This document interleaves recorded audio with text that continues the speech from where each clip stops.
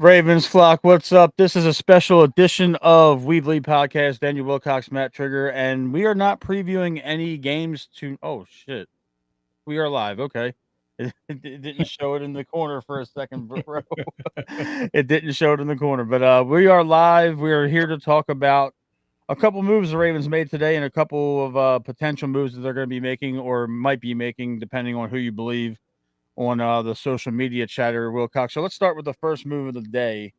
Um, the Ravens signed C.J. Gardner-Johnson to the practice squad to kind of bolster the secondary a little bit. He was a starter in Detroit. He was a starter in Philly for the Super Bowl, and he was a starter in Houston. What do you think that means right now with the Ravens? Do you think it's just a veteran to add to the practice squad, or do you think there's something going on with Kyle Hamilton and there's a little bit more than meets the eye?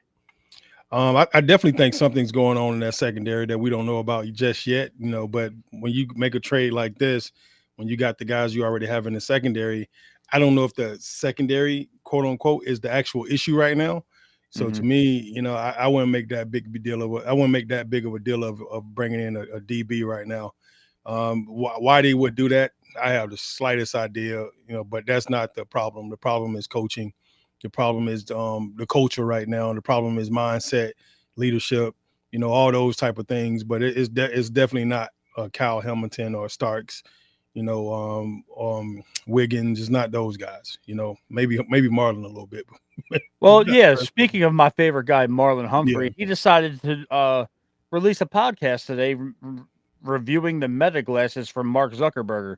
So, out of all the things that you could possibly talk about on a weekly a weekly radio show or a weekly podcast, instead of talking about nothing and staying off screen, he could use those meta glasses to actually study the defense and hit the film room or That's good. That's actually a good podcast with him. I like that. yeah. How you feel about that, Matt? Since you are 44 hater, it makes my ass itch. That's what it does. It's ridiculous, bro. it makes your ass itch. I'm so sick of this shit. Like the last couple of days have really sucked in Baltimore because the whole city is sad right now. There's nothing really that we can talk about. The team is 1-4. We're heading into a home game with the Rams where they could very well hang 50 on us. Correct. That doesn't look good at all, man. Yeah, nothing looks good right now. Nothing looks good. I agree.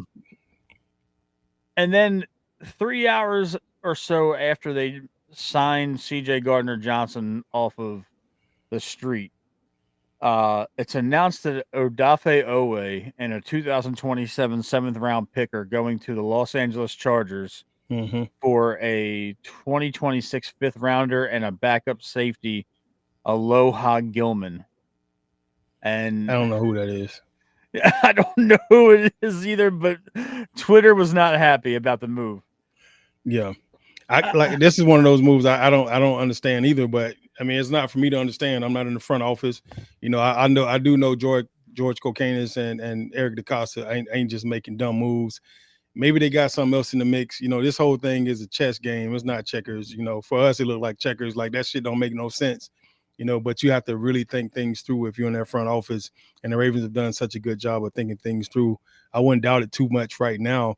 But I would kind of wait just to see what happens, Yeah, I'm wondering what's going on because right now that move clears just under 15 million in cap space I like that for the rest of the year. Yeah, I like that. So there's two trains of thought that are going on right now in Ravens Nation is they're either gearing up for a big trade or the team essentially knows that this is not a salvageable season.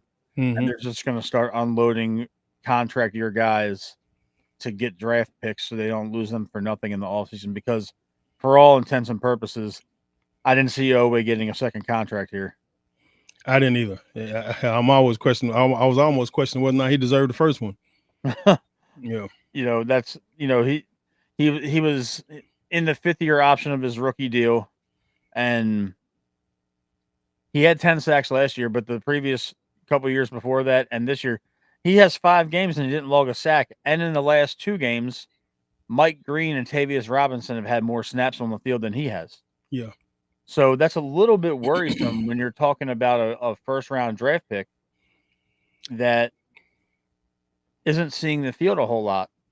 To me, when you watch the Ravens, there's a lack of energy that you see out there. So you got to get guys with high motors. You know, that's the most important thing right now is to get guys with high motors, guys that don't take plays off, guys don't have loafs on film. When you watching the film and go back and just see a guy walking backside of a play and kind of tuck that play off, you want to see guys that's going to run to the ball every single snap. So obviously, Oweh probably wasn't doing that. So they played the young guys a little bit more. You know, at the end of the day, it's about trying to get the right energy on the field so that we can play the high intensity football that we normally play. This has always been one of the most vicious, hard hitting, um, physically and fundamentally sound defenses in the league. And this year, I don't know what the heck we are. We look like a elementary school, a middle school team out there trying to play defense. We just hell, it's like like watching the Oprah Winfrey show. You get a car, you get a car, you get a touchdown, you get a touchdown, you get a catch, you get a big play. Like you get a first down. They giving shit away left and right. Like it's a charity case, and I just don't understand that right now. So we definitely got to do something to shake some things up. But you know, Matt, when I saw these trades and stuff, I'm like, what the hell are we doing? Like we need O linemen, Right. D linemen. We don't Yeah. need DBs. You know, what the hell are we doing? You know, so I didn't really get it. You know, I didn't really get it. But the more I started to think about it, I'm like, hold on, let's just be patient. Let's kind of pump our brakes. Let's just kind of sit back and breathe. Let the masterminds do what they do best. You know, but you're right. You know, I don't know if we're finna tank the season at this point and just call it quits because we 1-4, or if we're gonna shoot our shot and try to bring some guys in that could help us right away. And we like you just said, I mean, that was really a good tip. I mean, a really good point, saying that they just freed up 15 million in cap space. That's crazy. Yeah. It is interesting. I'm going to reserve judgment until I see the other shoe drop in terms of what Eric can possibly do. Now, if we see another potential move that's in the allegedly in the works, um, Allegedly. allegedly in the works, Allegedly. um, Mark Andrews' name has popped up quite often Mm, in trade talks in recent days. He's a free agent at the end of the year. right. I highly doubt the Ravens could afford to give him 14 million a year again. He would probably have to take slightly less than tight end one money to stay here, and I think that they're going to prioritize Isaiah Likely over Mark Andrews Hmm. for long term, considering Isaiah Likely is 25 years old.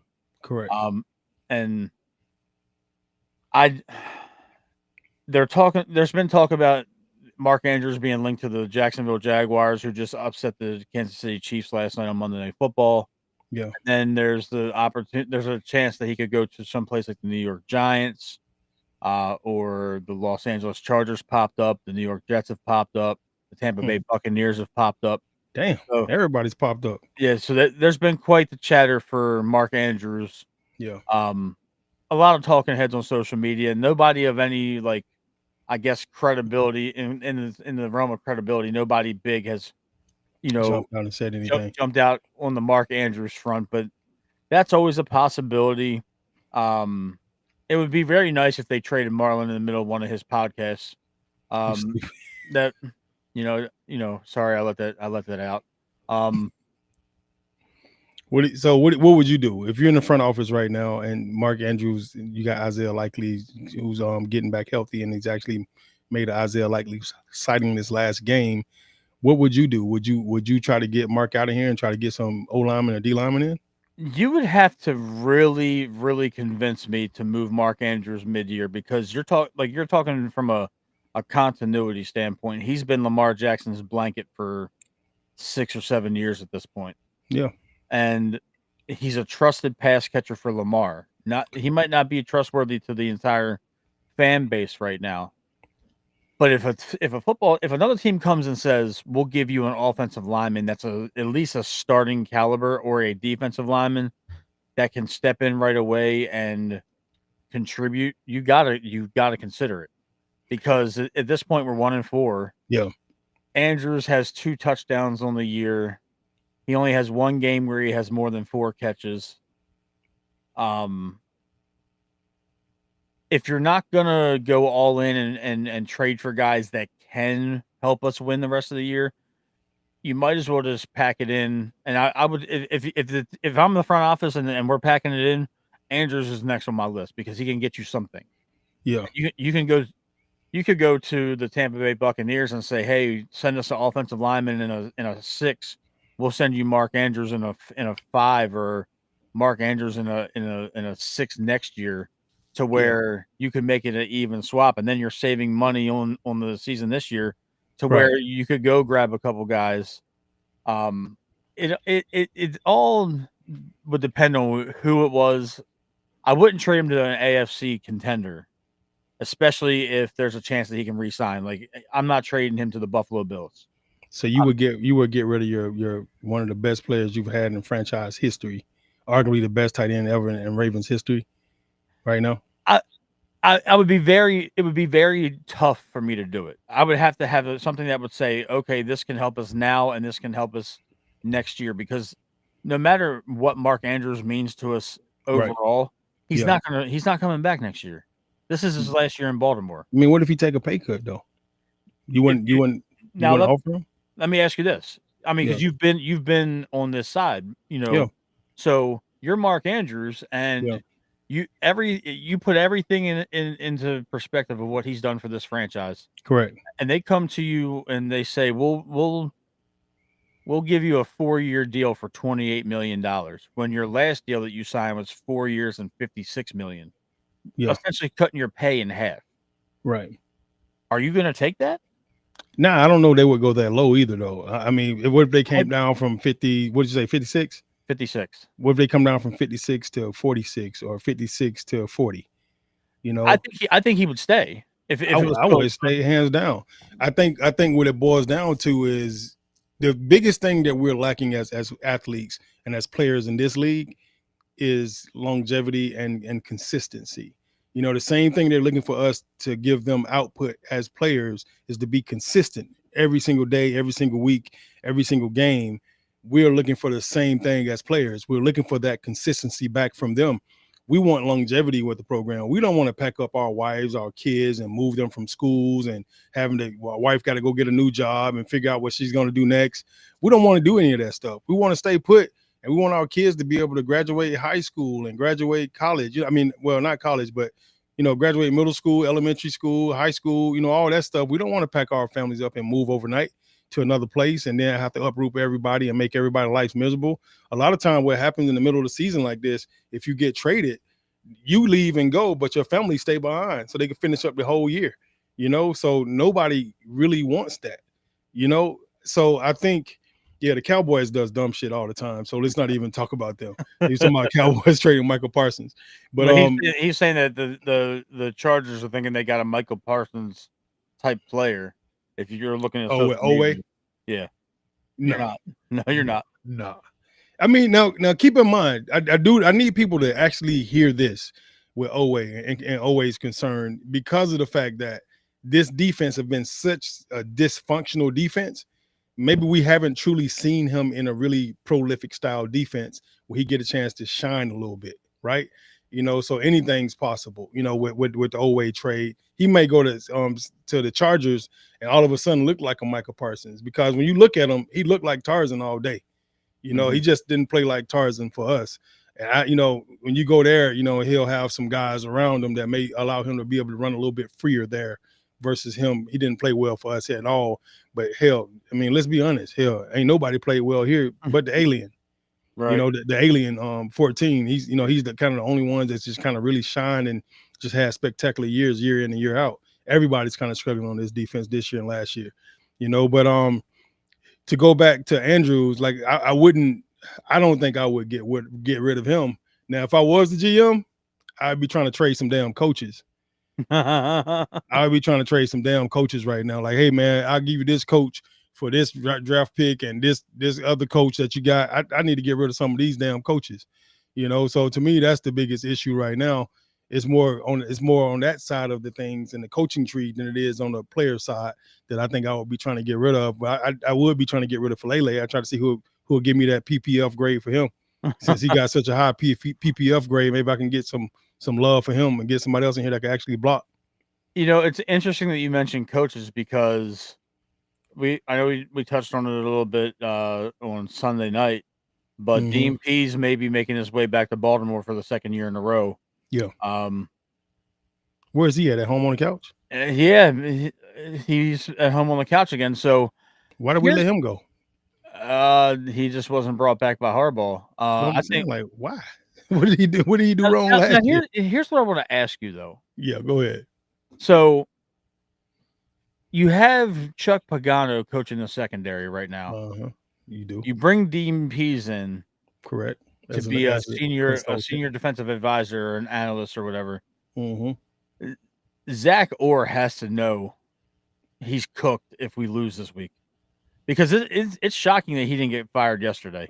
The Yeah, but fact that he lasted, Harbaugh said he ain't even mentioning his exact name right now. He's not his name not even in the mix. which makes me think that Munkin's on the chopping block. He's gonna sacrifice somebody. He's I sacrificing somebody at the altar this year. It's I good. It's would gonna be if it's not Zach Orr, I'm scratching my damn head. I said that last year. yeah. You know, He so did. if they don't scratch him, I'm gonna be surprised. Now Monken, hell, Monken could take his ass back to UGA right now. I mean, that's for real. Like the way we using our offense and not doing what we should be doing without the offensive team that we have, it kind of got me scratching my head too. So I'm not mad if Monken's up out of here either. Yeah. The thing is, though, there's no immediate replacement on this staff for an offensive coordinator. Harbaugh's never called plays. He's a Yeah, delegator. so I what they mean, tell you, I mean, Monken ain't going nowhere. Monken's not going anywhere because I think the only person you could probably look at is um, T. Martin, and he's never called plays before at the pro level, I believe. Right. So I just see that there's just so much going on, and there's so many moving parts with this team right now. Yeah, well, all I can tell you is Zach Orr didn't call plays before either until he got the DC job. Yeah, you're right. You're So absolutely right. But anything's possible with this damn organization right now. you're right. Anything's possible, and that's a weird situation in itself because this might be the worst Ravens season since 2015. Whew, I'm glad you didn't say one of my years. Thank God. I could have said 2007, but Hey, man, hold up now. Hold up. 2015. You said 2015. Good job. 2015. Let's stay focused Um, on the things that you already said. Let's but at the same time, did you have this feeling when that in that year? Was it an odd feeling all around? Because I want to bring up something that JJ Watt said on television a couple of days ago, and it was brought to my attention by my buddy Zach. yeah, He said that there's a different feeling at M&T Bank. This used to be a loud place. It used to be a very tough place to play. true. It's a lot going on. Was it? Do you see a lot of similarities between right now and 2007? As opposed or is it just a different circumstance? I don't really remember much about 2007 because I was hurt most of the year. Mhm. That's the year I had my big injury, and I got hurt. I want to say week 3 in Cleveland, and so I missed most of that year. So I don't really remember that much of the vibe of the stadium. I remember sitting up in Bashadi's box and having a conversation with him, talking about the team, talking about football, talking about life, and that's when he kind of told me to just, if you could just take your time and just focus just on nothing solely but football. I remember having that conversation with Steve. And then I remember coming back for that Patriots game, that was the year the Patriots was undefeated. And they came here to M&T Bank and we almost beat their ass. I played that one game. And then the next week we went down to Miami and got our ass whooped in Miami. I think they was the worst team in the league at the time. We ended up losing to Miami, and then I got hurt that game again, and then I was done for the rest of the year. So I only played like 3, I think maybe 4 games, maybe 5 that whole year. Mhm. So I missed most of that year. So I don't really remember the vibe or the feel. And that was the first time I had ever had a real major injury and ended up having to have surgery. So I just was so focused on my injury and just trying to figure out how I can get back on the field. I had never been sidelined by anything before. So mentally in my mind, I was kind of out of it. So I don't really remember how it felt, but to think that that the M&T Bank would be kind of quiet. It's crazy, just think that they're not behind the team is crazy. But also I've never seen the Ravens fan boo anybody, so for them to boo Harbaugh the way they did after the last game, that's all new to me. Now Yeah. when I was with the Jets, my first 2 years, they was booing their asses off. New York don't give two shits about nobody. They was booing everybody. Everybody got booed, but that was the last time I experienced booing. I Mhm. never, I never seen a team boo like their head coach or anything like that until I just saw the fans booing Harbaugh walking off the field last game. So I mean, obviously there's some stuff going on behind the scenes that nobody really know about, but ain't nobody, it don't seem like anybody's happy with Harbaugh. And I haven't heard these talks about him getting fired for a long time, but now it's kind of circulating all over the internet, all over all the media outlets everywhere. I think this is the first time where, I agree with you. I think this is the first time where national media has really picked up on the, "Is it time for Harbaugh to go?" Now, it's been local for a while, Correct. but with the national media and what fans of other teams see is they see John Harbaugh winning a lot of football games as the head coach of the Ravens. Mm. What other people see is that Lamar Jackson is his franchise quarterback and is leading us to a bunch of wins. Yeah. Or they're seeing that we're consistently in the postseason, Mm. but they're not watching every game. They're catching highlights like the rest of the country, as opposed to Correct. people that are watching on a week to week basis that are fans of the team. Yeah. It's getting a little loud. Now, there's also pundits where they're saying that they need to completely overhaul the roster, and outside of Lamar Jackson and a couple other guys, you need to really start just tearing down and rebuilding the roster. I don't think we're in that type of situation where tearing down and trading away and releasing 40 out of the 53 guys next year does anything constructive for us, unless we're in a situation, Daniel, where we go 5-12 this year and we're picking in the top 5, then Right. then you ship everybody off. Yeah. I kind of remember overhearing a couple of news outlets talking about Lamar Jackson and talking about the energy that he had like last week, before he got injured. And I've kind of seen this like the last 2 or 3 weeks from him where he kind of looks disgusted, like what, like, man, what are we doing? Like Right. where you see him kind of being very expressive and emotional, on Mhm. the field. And you don't get that a lot from Lamar. The last time I remember seeing him be that way was I want to say it was the second year with Greg Roman or the third year Mhm. with Greg Roman. And I remember him, talking to the media like, man, they calling our plays out before we even snapped the ball. Yeah. Like we got to do something different. And I saw him get visibly frustrated. And that's what I'm seeing right now. I'm seeing that same thing, that visibly frustrated. That visibly frustration come directly from your starting quarterback, where he's trying to figure out, bro, like we got to do, like I mean, we all see him like, why in the hell would you take the ball out of Lamar's hand? Put the ball in his hand every single play, hand the ball off to Derrick Henry, and then play action off that shit with the best you possibly can, and do some read option stuff with him because he's been deadly at read option the entire time he's been in the league. But figure out ways to continuously keep the ball in his hands and let him make plays Mhm. coming directly from him. And you can't be one dimensional, and you can't do what you did last year and think that shit's gonna work this year. You got to figure out, what you have talent wise, and then how can I exploit defenses with the talent that I have. And you got to figure out yourself where you're weak. And that's what you do by watching film. You can't just watch film and say, man, you got to do better. You got to Mhm. watch film and say, this dude, he's not playing well right now. We got to help him out some kind of way. And this is what we're going to do to help him, and come up with a real game plan to help out the player that's weak. Right now, 77, your other guard, they're both weak. So you got to figure out ways to help those guys. If Voorhees the other guard, Voorhees is the other guard right now. yeah, yeah. So right now, Voorhees and Falele are the guys that are struggling. So you got to figure out a way to help them. Sometimes, what we used to do a lot when Cam Cameron came in, we did a bunch of tackle over stuff, right? Where you put the tight end backside with the other guard, and then you'll move the tackle over. So now you got Stanley and you got Rosengarten on the same time on the same side. I do Then remember that, yeah. yeah, and then run that shit with them. So Did it's that with just Jared Gaither a lot.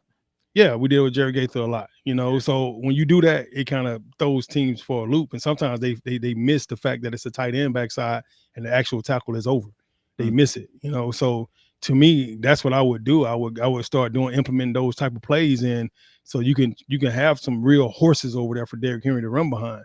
But I would not. I mean, not having him in on 3rd and 1 is fucking crazy to me. Like, what are we doing? It's ridiculous. Yeah. I also want to bring up a stat that I heard on the radio yesterday that in 2024, Derrick Henry averaged 3.8 yards a carry before Mm, he was touched, before contact. yeah. So last year he was running almost 4 yards Before untouched he got touched, before a defender even laid a hand on him. Now crazy he's at 0 yards a carry, so he's getting hit at the in the line of backfield. scrimmage Yeah. or in the backfield. Yeah. And Correct. and then that's also reflecting in the protection of Lamar Jackson as well, because it seems like every time Lamar Jackson goes under center, He gets sacked. he's getting sacked or he's getting pressured, and it's coming right from the inside. And it's Yeah. making Tyler Linderbaum look really bad right now. Yeah. And I think Tyler Linderbaum's a good center. I think he's a really good center. Hmm. But when you got poor guard play, Yeah. it reflects on you because you're supposed to be the anchor of that line. And it's affecting Roger Rosengarten right now, because Rosengarten looks like he's an average right tackle.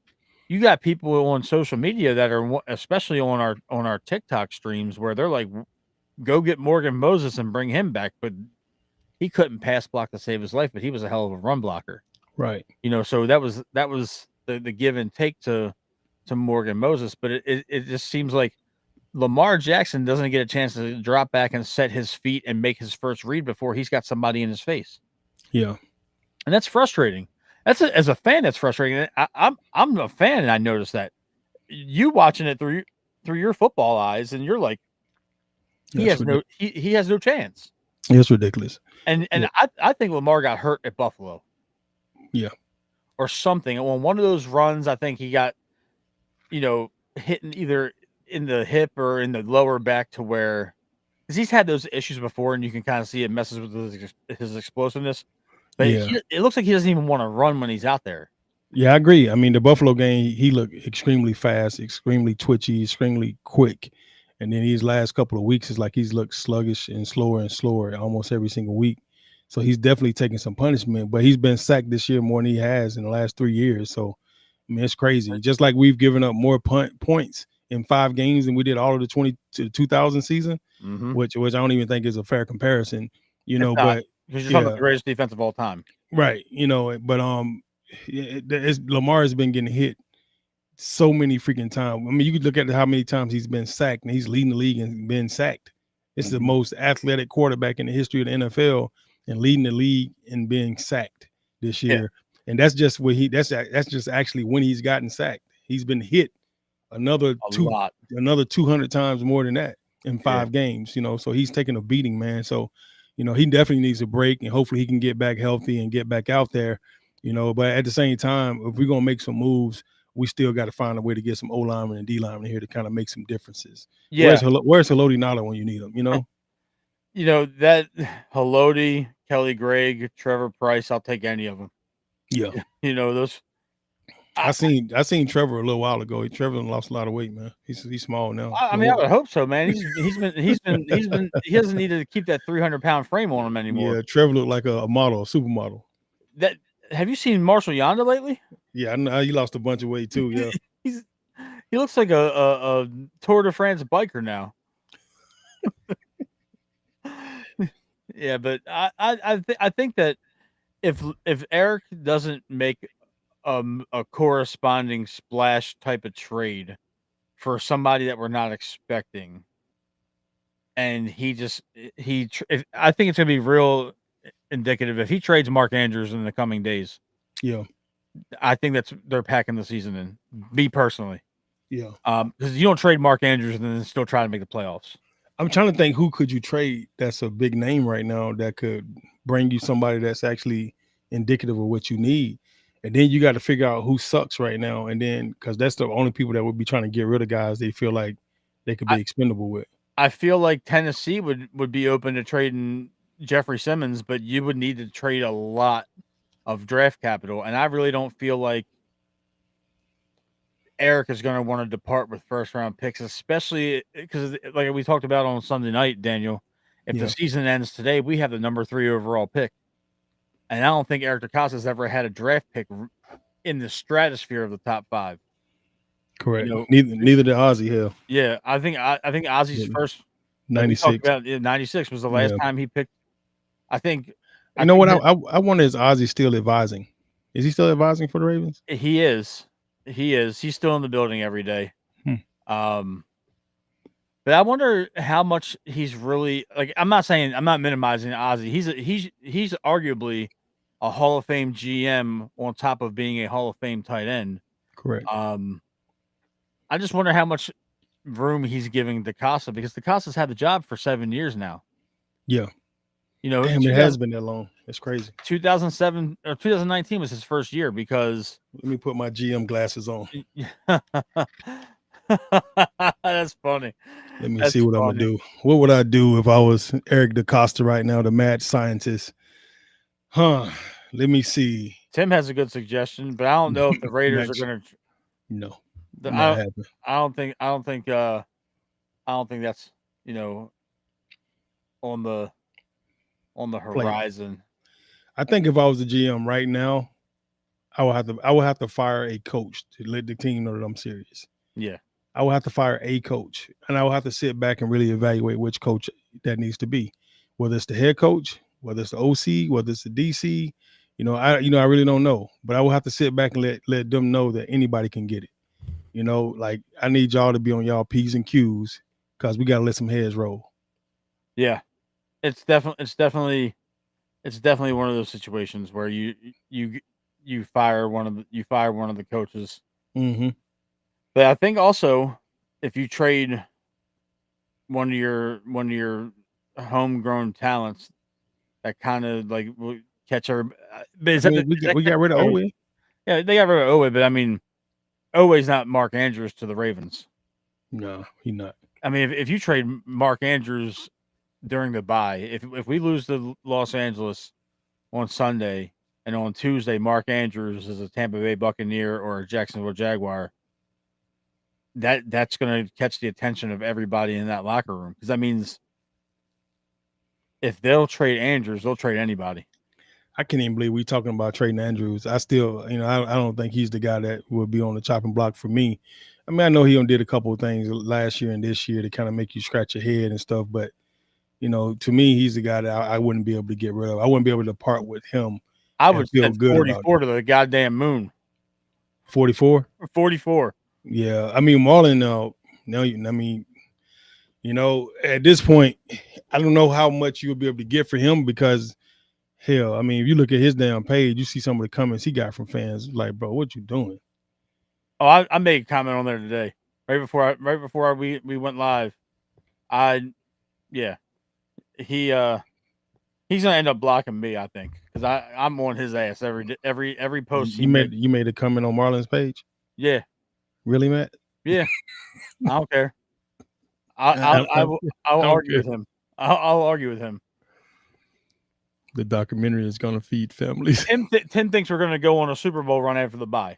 Yeah. So yeah, look, if we go on a Super Bowl run, Daniel, after the bye and we win it all, I will openly apologize to Marlon Humphrey and everybody else for dragging their names through the mud on this show. Man, I think you got some apology to do, period, bro. Like, Nope. I mean, I you're kind of aggressive, man. You gotta calm down. Like, how's everything at home, man? everything's fine. Everything is amazing at home. Hey, Samantha dyed her hair brown. I got a Did new she? wife at home. Does it mean she's a Cleveland Brown fan? No. she's Is that the problem right now? she's barely a Baltimore Ravens fan right now. She's dying. Her and Shauna have the same thing. They suck. That's it. Yeah, Shauna said the coaching staff sucks. He said it ain't the players. That's what Yeah. she said. Yeah, You know. Shauna said John Harbaugh sucks. Nobody else. Man, I'll tell you what, that's fun. When they start tuning in, that's pretty much our cue to go to bed. 100%, man.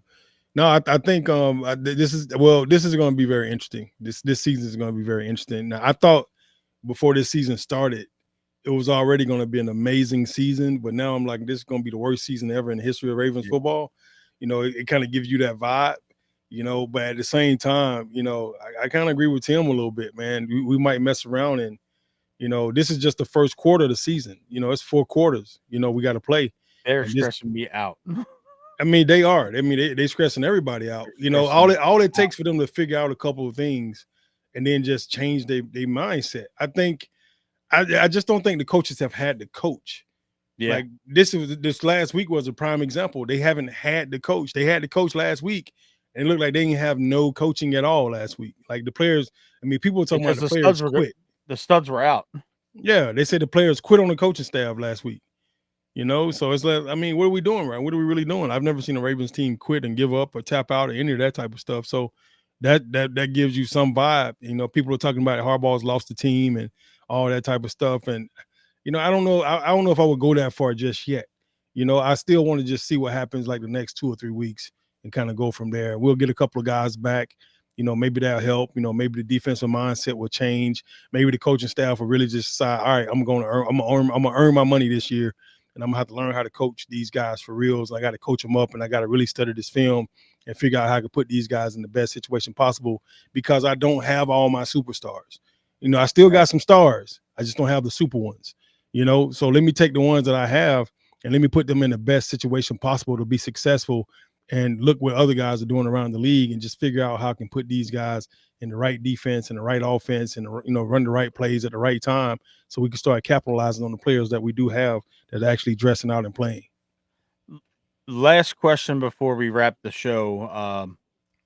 If Baltimore loses on Sunday, they go Mm-hmm. 1-5.